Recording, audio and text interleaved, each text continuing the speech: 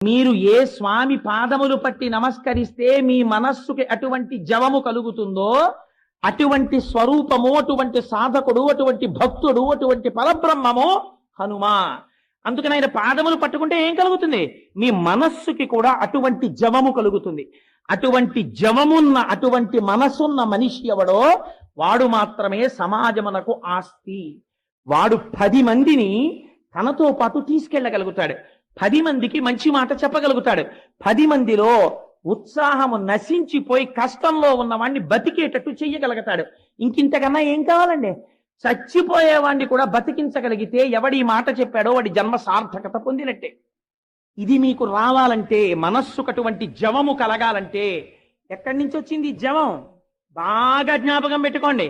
సంకల్ప వికల్ప సంఘాతమైనటువంటి మనస్సు మీరు ఏదో ఒక ఆధారమును అందించడంలో పొరపాటు పడితే ప్రమాదం